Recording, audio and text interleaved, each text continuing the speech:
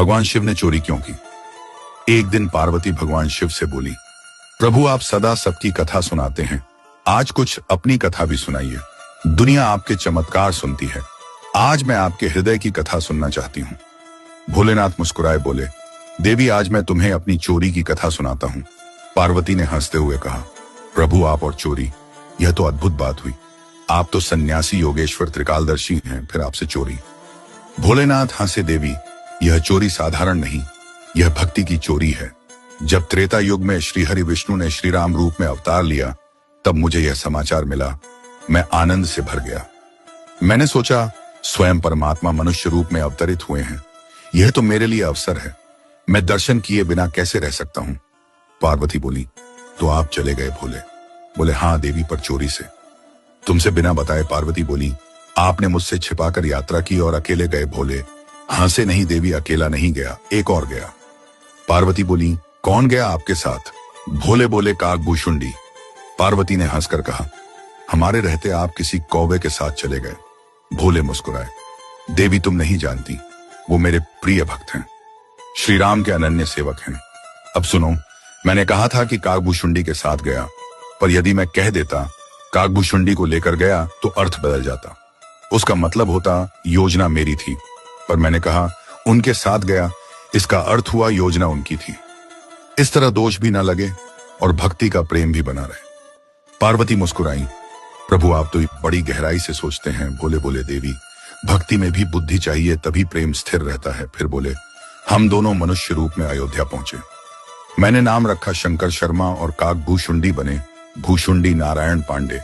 हम गुरु चेला बन गए।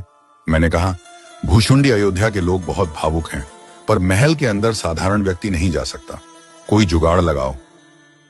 भूषुंडी बोले, गुरुजी पहले देखते हैं कहां भीड़ होती है। 2 दिन तक रेकी की गई, देखा कि सरयू घाट पर सुबह सुबह हजारों लोग स्नान करने आते हैं। मैंने कहा बस यही जगह सही है। वहां एक छोटा सा कमरा किराए पर लिया गया, बोर्ड लग गया, भविष्य पूछो केंद्र प्रोप्राइटर शंकर शर्मा, सहायक काकभूषुंडी पांडे नीचे लिखा गया। पहले महीने बिना फीस भविष्य बताया जाएगा। अब बात पूरे अयोध्या में फैल गई। लोग कहने लगे एक नए बाबा आए हैं जो हाथ पकड़ते ही सब बता देते हैं। अब मैं क्या करता देवी, मैं तो त्रिकालदर्शी हूं, जब कोई भक्त हाथ देता तो तुरंत कह देता। आज तुम पराठा खाकर आए हो, कल तुम्हारा झगड़ा हुआ था, पर अब सब ठीक है। लोग दंग रह जाते, कुछ तो श्रद्धा से गिर पड़ते, कुछ कहने लगते बाबा तो साक्षात सिद्ध हैं। भीड़ बढ़ने लगी, रात में 12 बजे से लाइन लगने लगी। कोई चादर डालकर बैठ जाता, कोई दीप जलाकर मनोकामना मांगता। अब इतना नाम हुआ कि बात महारानी कौशल्या तक पहुंच गई। महारानी ने सेवक बुलाया, जाओ उन शंकर शर्मा जी को बुलाओ, मैं अपने लल्ला का भाग्य पूछना चाहती हूँ। सेवक दौड़े दौड़े आए, बोले, आप में से शंकर शर्मा कौन है? मैंने कहा, मैं हूं शंकर शर्मा और यह मेरा चेला भूषुंडी नारायण पांडे। सेवक बोले, महारानी ने बुलाया है। मैंने कहा, चलो, अब अपने प्रभु के दर्शन करने जा रहा हूं। द्वार पर पहुंचे तो द्वारपाल ने रोका, एंट्री पास केवल आपके नाम का है, चेला बाहर रहेगा।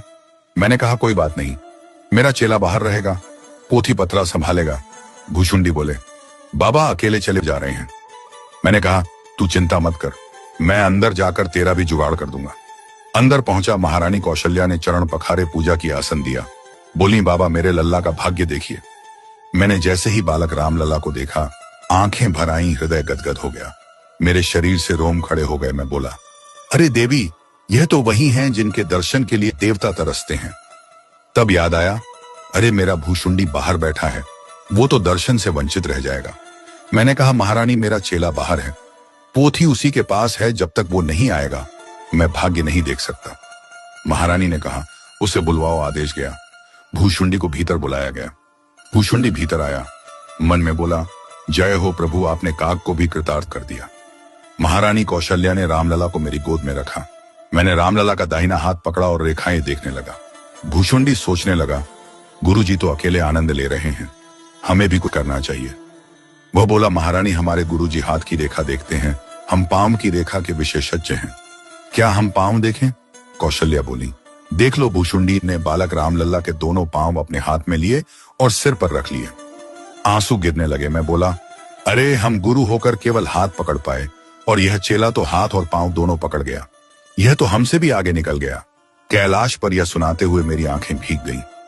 पार्वती भाव विभोर हो गई, बोली, प्रभु यह कैसी लीला थी। मैंने कहा, देवी मैंने उस दिन मां कौशल्या से कहा था, महारानी जब तक आपका लल्ला किसी बाबा के साथ अयोध्या से बाहर नहीं जाएगा तब तक आपके घर बहू नहीं आएगी।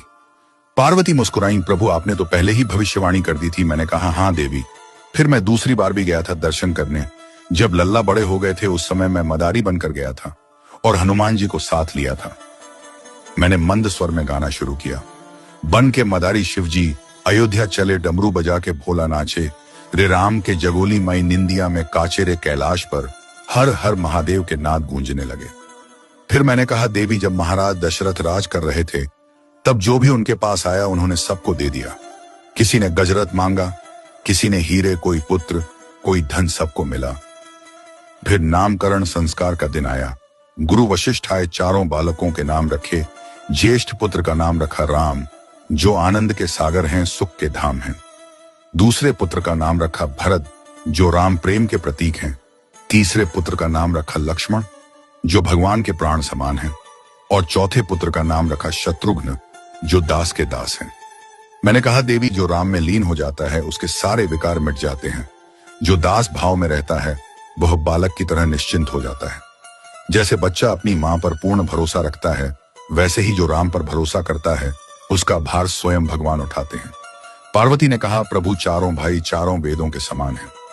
मैंने कहा, हाँ देवी, राम ज्ञान का स्वरूप है, भरत प्रेम का, लक्ष्मण भक्ति का और शत्रुघ्न सेवा का। पार्वती बोली, प्रभु आपने चोरी की बात कही थी पर अब समझ में आया कि यह चोरी प्रेम की थी।